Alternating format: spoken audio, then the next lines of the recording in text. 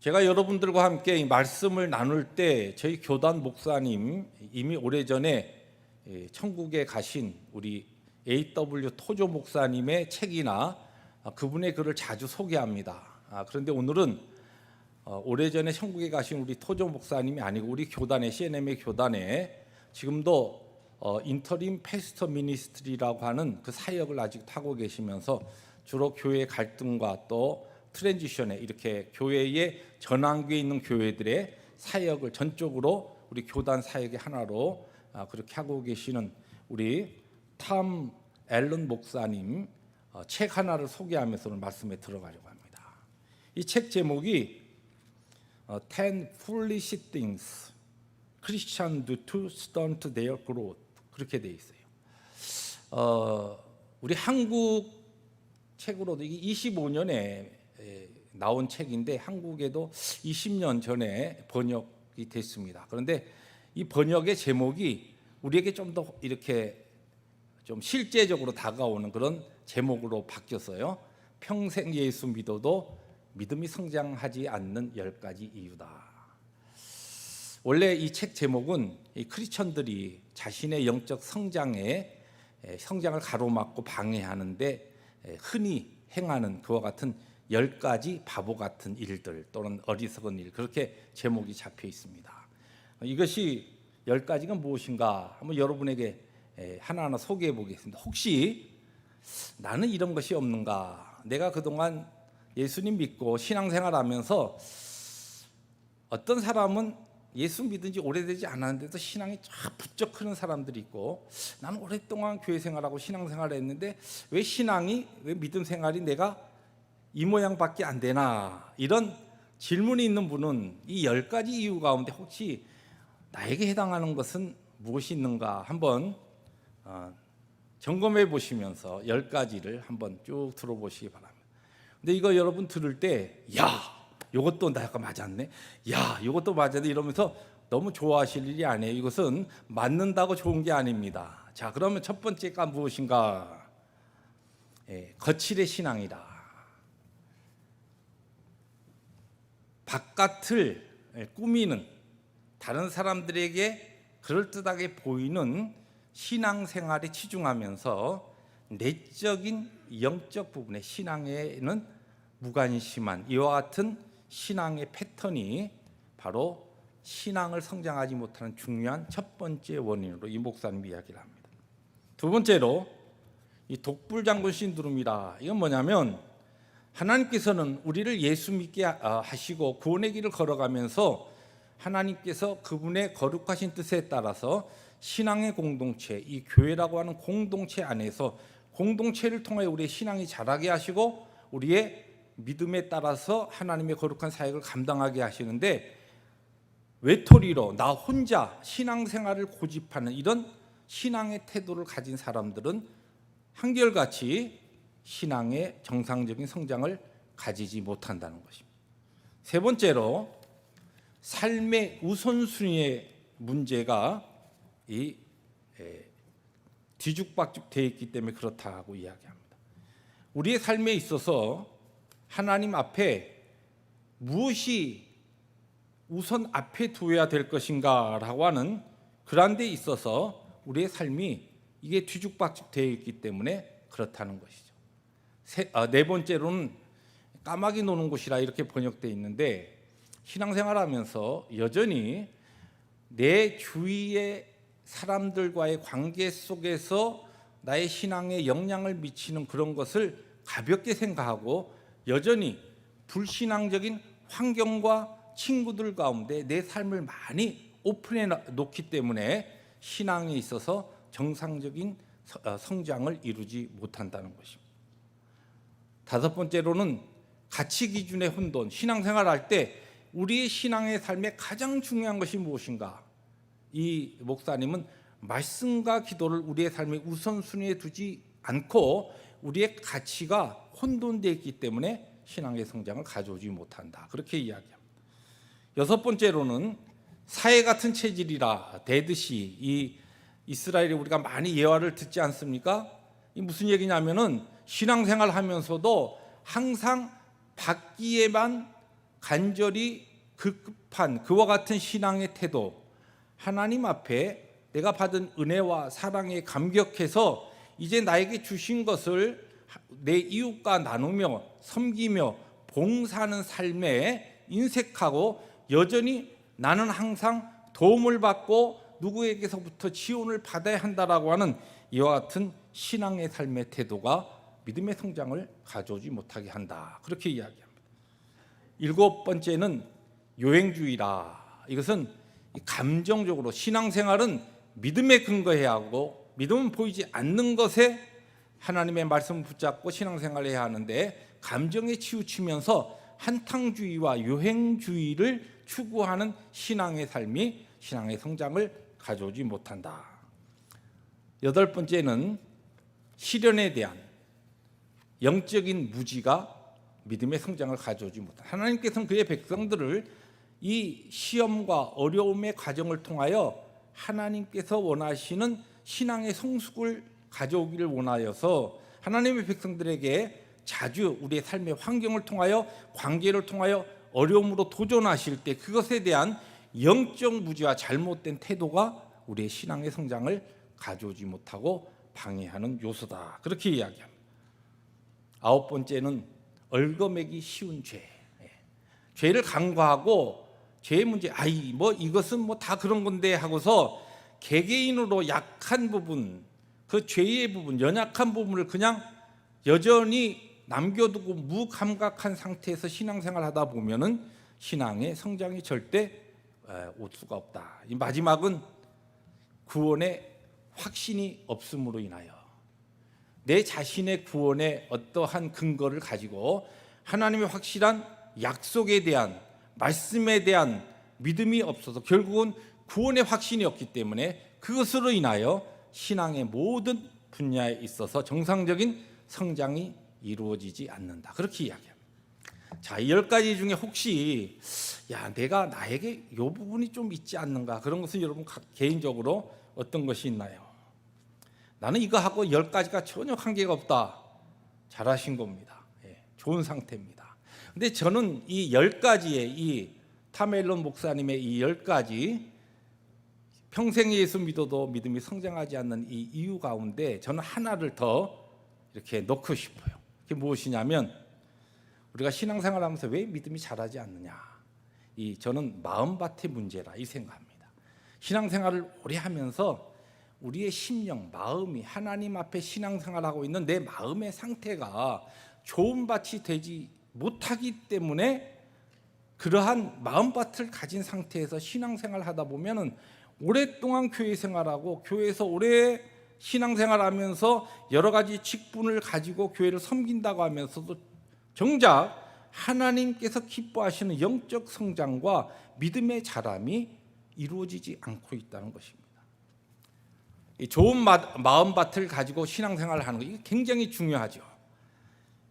근데 오늘 우리가 읽은 이 말씀에 보면은 바로 이 문제를 다루고 있습니다. 우리가 잘 아는 씨 뿌리는 비유라고도 이야기하고 이 마태복음 13장에도 나오고 마가복음 4장에도 나오고 오늘 이제 누가복음 8장에 이렇게 나오는 이 비유, 또 어떤 분들은 이 비유를 마음밭의 비유라 그렇게도 이야기합니다. 그런데 여기에 보면은 이 비유의 초점은 길가 땅도 아니고 돌짝밭도 아니고 가시덤불밭도 아닙니다. 이 비유의 초점은 좋은 땅입니다. 하나님의 택하신 백성으로 그의 제자로서 그리스도의 제자로서 주의 사명 감당하고 신앙적으로 정상적인 자람과 성장을 위해서 중요한 것이 무엇이냐? 하나님의 말씀을 대하고 우리의 신앙의 삶에 있어서 우리의 마음밭의 상태가 좋은 마음밭으로 준비되어 있을 때 정상적인 신앙의 성장과 믿음의 삶이 가능하다는 것입니다. 왜냐하면 여기 오늘 말씀에 보니까 좋은 땅은 결실하여 100배의 열매를 가져오기 때문에 그렇습니다. 이 100배의 열매라는 것은 정상적인 성장을 통하여 가져오는 신앙의 열매를 이야기하는 것입니다. 특별히 2년 전 2019년에 우리 창립 25주년 저희들이 우리 특별 집회를 가지고 팬데믹이 오면서 지금 지난 2년 동안 말씀 집회가 전혀 없었습니다. 하나님 은혜로 이번에 우리 원로 고영복 목사님께서 마침 우리 이곳에 방문하실 기회가 있으면서 하나님 은혜 가운데 말씀 집회가 이번 금요일부터 준비되어 있습니다. 이 중요한 것은 우리의 신앙의 삶에 우리의 마음밭이 중요한데 특별히 하나님께서 우리를 복되게 하시고 우리의 신앙을 오늘의 자리에서 회복시키시고 성장하시기 위해서 자라게 하시기 위해서 하나님께서 하신 일이 뭐냐면 그의 말씀을 통하여 우리를 먹이시고 자라게 하시고 성장케 하시는데, 이번에 준비된 특별 말씀 잔치에 우리가 어떠한 마음밭으로 준비되어 있느냐, 이 너무너무 중요한 것입니다.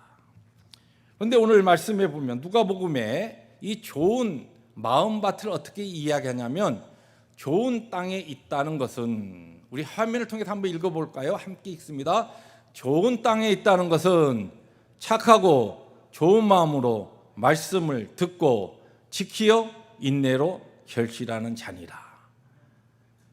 여러분, 좋은 마음밭으로 우리가 준비되어서 이번 집회에 우리도 임해야 하는데, 그래야 우리에게 이 타이틀처럼 진정한 회복이 있고 신명의 부흥이 있고 우리에게 변화가 있고 오늘의 내 삶에 있어서 영적인 성장이, 하나님이 원하신 성장이 있게 될 터인데, 그러면 좋은 땅을 준비하는, 좋은 마음밭을 준비하는 것은 무엇인가? 오늘 바로 이 15절의 이 말씀을 중심으로 두 가지로 좋은 마음밭은 무엇인가라고 하는 것을 함께 나누려고 합니다. 첫째, 이 좋은 마음밭은 무엇이냐면 착하고 좋은 마음으로 말씀을 듣는 것을 첫째 오늘 성경 우리에게 가르칩니다.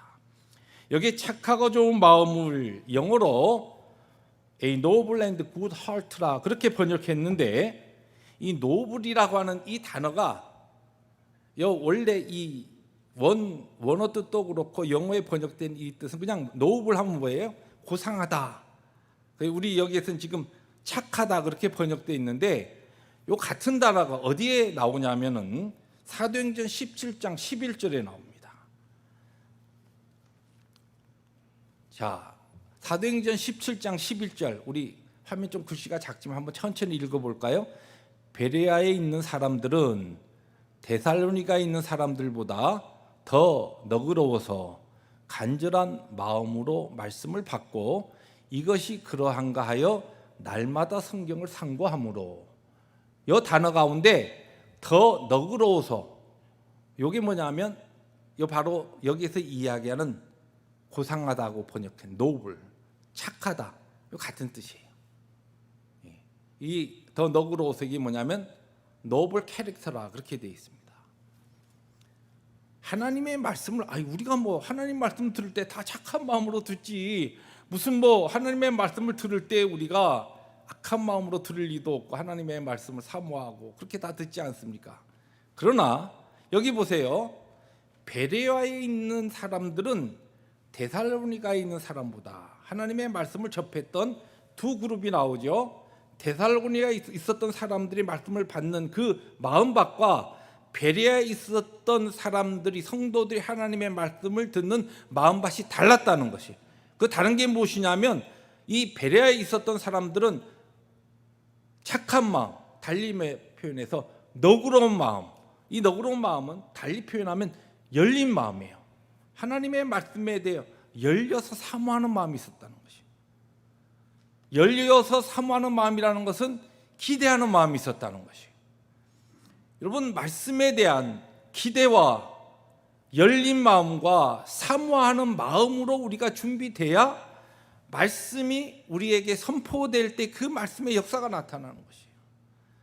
항상 요새는 이렇게 저렇게 워낙 IT가 발달해 가지고 마음만 먹으면 유수한국과 같은 한국의 또 이 미국의 이민교회들의 목사님들의 설교를 얼마든지 접할 수 있고 내가 원하면 말씀을 들을 수 있다. 실제 그러면서도 제가 보니까 실제 말씀을 그렇게 듣는 분도 많지 않아요. 그런데 왜 말씀에 대한 사모함과 오늘 내 말씀에 대한 그 열린 마음이 우리에게 없느냐 물어보면 그런 핑계를 많이 대요. 아유, 요새는 뭐 말씀의 홍수 시대라서 말씀을 듣기를 원하면 얼마든지 좋은 말씀 많이 들을 수 있는데요. 그러나 우리가 하나님의 말씀에 내가 내 삶에 있어서, 내 인생에 있어서, 오늘의 삶에 있어서 적어도 하나님의 섭리와 거룩한 역사 가운데 오늘 나를 부르신 이 펠로십 교회 공동체를 통하여 말씀의 집회를 허락하신 하나님의 그 계획에 따라서 이 기회를 내가 하나님이 주신, 나에게 주신, 다른 우리 교회 성도들이 아니라 바로 나에게 주신 하나님의 특별한 기회인 것을 믿고 내 마음이 사모하는 마음, 열린 마음. 그 다음에 여기 너그러워서 간절한 마음이라는 것은 열심을 가지고 그런 뜻입니다. 열심으로 하나님의 말씀을 우리들이 기대할 때에 말씀에 대한 역사가 나타난다는 거예요. 우리들이 잘 알듯이 앞에 길가의 밭이나 또한 돌짝밭의 밭이나 또는 돌밭이나 아니면 가시떨기 밭에 그 모든 것은 어떠한 이 지금 바로 하나님의 말씀에 대한 사모하는 마음, 열린 마음, 간절한 마음, 열심이 없었기 때문에 그래요.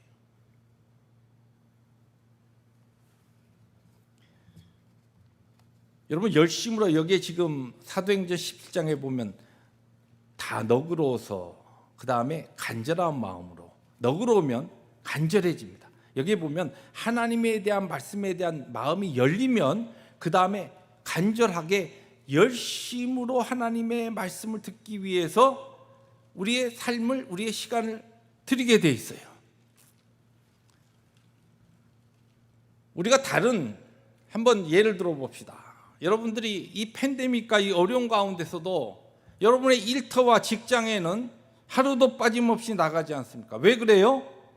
그것을 통하여 내가 열심을 내서 일을 하고 내가 직장에 나가서 열심을 가지고 시간을 쏟아 부을 때 그것으로부터 나에게 오는 무엇이 있어요? 좋은 유익이 있다고 내가 믿기 때문에 그래요. 왜 우리에게 귀한 말씀의 시간들이 준비되는데도 열심이 없느냐? 이 하나님의 말씀을 통하여 나에게 주시는 그 바로 하나님 주신 유익과 가치에 대해서 내가 믿지 않기 때문에 그렇습니다. 정직하게 하나님 앞에서 우리가 우리의 오늘의 신앙의 상태를 점검해 볼 필요가 있다는 것입니다. 시대가 바뀌고 상황이 바뀌어서 교회들마다 지금 집회들을 잘 안 씁니다. 여러 가지 핑계를 대지만 저는 그렇게 생각합니다. 이 시대에 마지막 때가 가까우면서 하나님의 백성들이 하나님의 말씀의 가치와 하나님의 말씀을 통하여 나에게 주시는 그 유익과 하나님 주신 나에게 대한 복을 믿지 않기 때문에 그런 것이에요. 다른 거 아니에요. 뭐 다른 여러 가지 핑계들 지금 그거는 핑계에 불과하지 우리의 믿음이 하나님 앞에 그 부분에 있어서 준비되어 있지 않기 때문에 그렇습니다. 그러므로 이번 집회를 통하여 우리가 하나님이 주신 놀라운 은혜와 참된 신앙의 성장과 하나님 주시는 우리에게 회복이 있기 위해서는 하나님 앞에 바로 이 마음, 이 영적 상태를 나에게 준비시켜 주시옵소서 기도하면서 이번 금요 예배를 시작으로 우리 교우들이 열심으로 함께 모여 주의 말씀 듣는 은혜의 역사가 있기를 주님의 이름으로 축복합니다.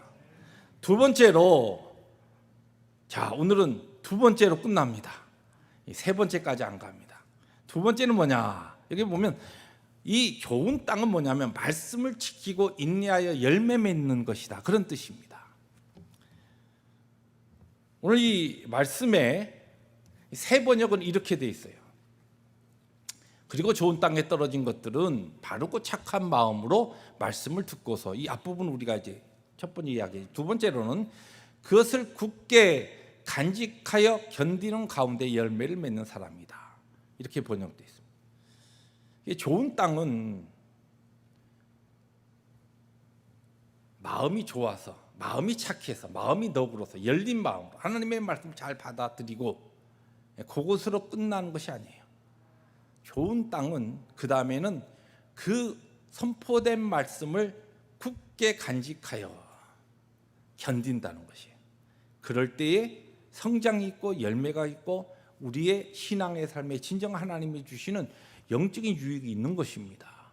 왜 신앙생활하면서 말씀을 통하여 나에게 주신 하나님이, 그 숨겨놓으신 하나님이 정말 우리의 삶에 원하시는 그 복을 누리지 못하느냐 하면, 말씀을 어떤 경우에는 말씀 오늘 많이 은혜 받았어, 내 마음이 그냥 시원했어, 그런 다음에 잊어버리거나 어떤 경우는 그냥 흘려버리거나 어떤 경우는 쏟아버리는 경우가 있어요.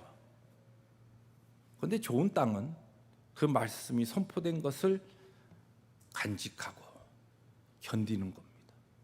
여러분, 하나님의 말씀이 진정으로 나를 살리고 내 신앙을, 여러분 하나님의 은혜 가운데 여러분들이 예수 믿으려고 노력해서 예수 믿게 된 거 아니지 않습니까? 하나님께서 창세 전에 여러분을 택정하셔서 예수 그리스도의 그 놀라우신 은혜로 여러분들 구속하시고 성령으로 인치셔서 오늘 신앙생활을 하게 하셨는데, 이 믿음의 삶에 있어서 하나님께서 우리 각자에게 원하시는 그 영광스러운 능력의 삶을 살아가기 위해서는 정말 필요한 것이 뭐예요?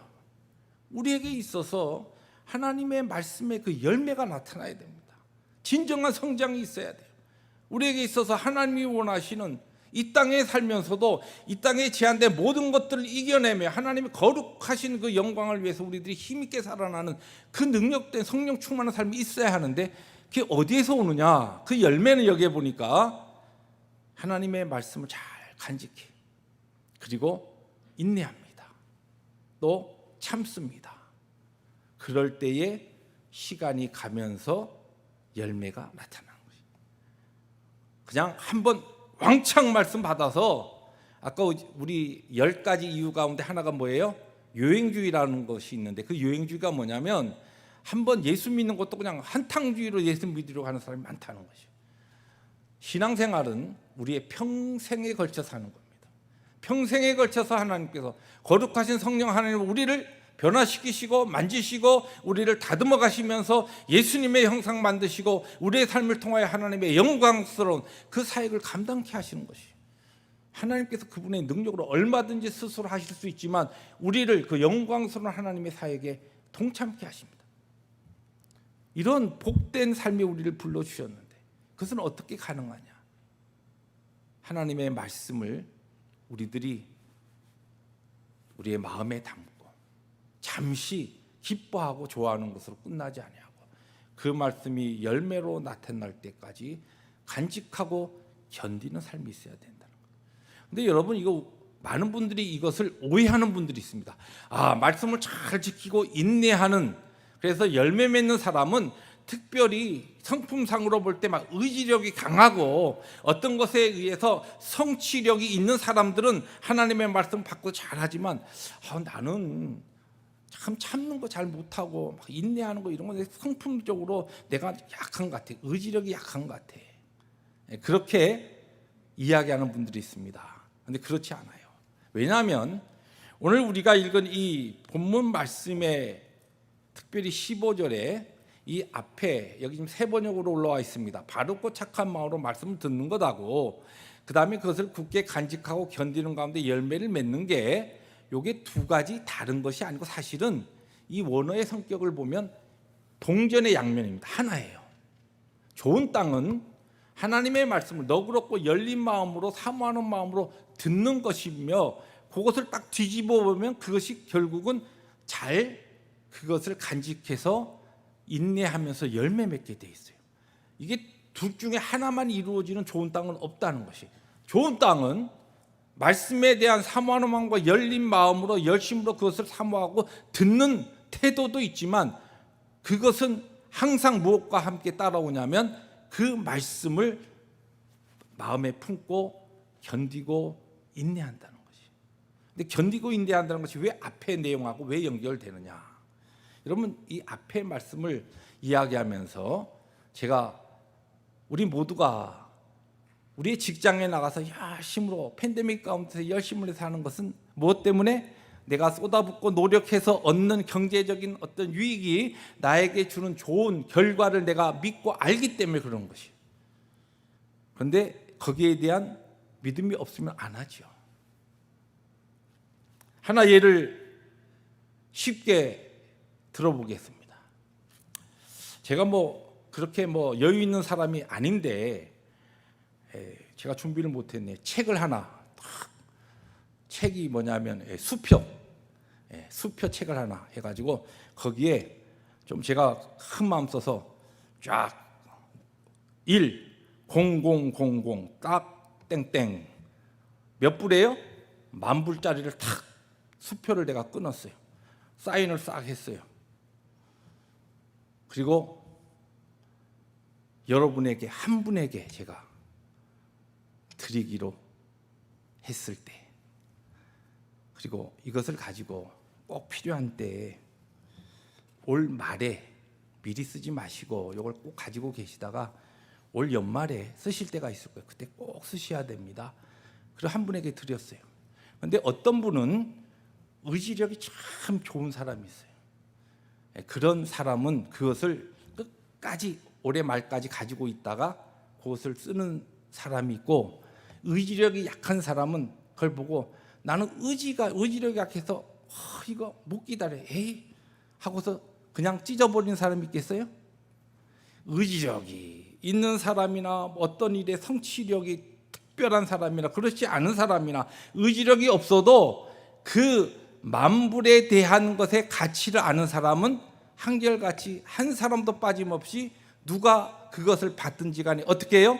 연말까지 기다릴 겁니다. 적어도 제 통장에 거기에 해당하는 것이 있다고 믿는다고 한다면 그렇겠죠. 꼭 기다릴 거예요. 그리고 어떻게 해요? 그거 그냥 아무데나 던져놓겠어요? 야, 연말에 쓸 게 많은데 이 참 웬일로 나한테 이것이 주어졌어. 연말이 되면 써야 되는 것을 간직합니다.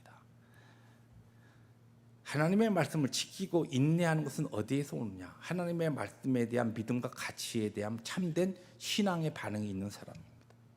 그러면 열매를 맺게 돼 있습니다. 사랑하는 성도 여러분, 이번 이 말씀 집회를 우리들이 준비하면서 근데 이 하나님의 말씀에 대한 가치를 알고 또한 거기에 대한 열린 마음과 너그러운 마음으로 말씀을 사모하고 또 말씀을 통하여 우리들이 지키고 인내하여 열매 맺는 데 있어서 성경이 우리에게 증거하는 중요한 또 하나의 우리의 자세가 있습니다. 그건 무엇이냐면 바로 하나님의 말씀을 증거하는 메신저에 대한 우리의 태도입니다. 이 사도행전 10장 33절 말씀 우리 결론적으로 읽고 말씀 정리하려고 합니다. 함께 말씀 화면을 통해서 읽습니다. 이제 우리는 주께서 당신에게 명하신 모든 것을 듣고자 하여 다 하나님 앞에 있나이다. 이 무슨 말씀입니까? 이 말씀의 배경이 뭐예요? 우리가 잘 아는 로마의 백부장이었던 이태리 부대의 이달리아 부대의 백부장이었던 고넬료가 이방인으로서 처음 구원받은 사람 아닙니까? 아버지와 아들과 성령의 이름으로 세례를 받고, 자, 이 인물이 시몬 베드로를 불러서 한 이야기예요. 그런데 중요한 것이 무엇이냐면 그들이 시몬 베드로로부터 하나님의 메시지를 받을 때에 시몬 베드로라고 하는 그 사람을 본 것이 아니라 무엇을 봤어요? 그들이 다 하나님 앞에 있나이다. 이 무슨 뜻이냐면 하나님께서 이미 고넬료에게 환상 가운데 그에게 친히 말씀하시고 그에게 하신 모든 섭리를 그가 믿었기 때문에 메신저 말씀을 증거하기 위하여 자기 집에 온 시몬 베드로에게 지금 우리가 하나님 앞에 있습니다. 그런 표현을 한 겁니다. 우리가 하나님의 말씀에 은혜 받기 위해서는 이 말씀을 통하여 이 기회를 주시고 섭리하시고 오늘 우리 가운데 하나님께서 역사하신 하나님의 주권에 대한 믿음이 있느냐라고 하는 부분입니다. 여러분, 우리를 하나님께서 2021년을 살게 하시고 수많은 교회 가운데 또 수많은 지역 가운데 이곳 포모나에 세워진 펠로십 교회의 교인이 되어서 오늘 하나님을 믿고 섬기는 하나님의 백성으로 우리를 부르셨습니다. 이거 내가 선택한 게 아니에요. 하나님의 주권과 섭리 가운데 오늘 우리 모두에게 이루어진 일입니다. 그 거룩하신 하나님께서 고넬료를 바로 시몬 베드로를 통하여 그의 가정에 하나님의 복음을 증거하고 예수 그리스도의 이름으로 아버지 아들과 성령의 이름으로 세례받게 하고 하나님의 백성으로 그렇게 구원받은 하나님의 백성으로 불러들으시는 그 하나님의 거룩한 역사와 함께 오늘도 동일하게 그 동일한 하나님께서 우리 가운데 일하시고 역사하시고 우리의 걸음을 인도하고 계시는 거예요. 우리를 구원하신 하나님께서 우리의 삶에 일어난 적어도 구원의 공동체, 말씀의 공동체로 우리를 부르시고 오늘 하나님 앞에 살게 하신 우리들에게 우리에게 일어나는 일들이 그냥 하나님께서 우리에게 허락하신 것이 아닙니다. 특별히 하나님의 말씀을 우리에게 주실 때, 선포하실 때 이 시간, 이 집회를 통하여 우리 펠로십 교회 하나님께서 기대하시고 바라시는 하나님의 거룩한 뜻이 있다는 것입니다. 나에게, 여러분 각자에게, 이 박혜성 목사에게 하나님께서 기대하시고 원하시는 것이 있다는 것입니다. 이 믿음을 가지고 우리가 이번 집회를 통하여 하나님의 말씀을 우리에게 선포하시는 그분 앞에 설 때에, 하나님 앞에 설 때 우리에게 진정한 영적 회복과 부흥과 하나님이 주시는 거룩한 성장이 이루어질 줄로 믿습니다.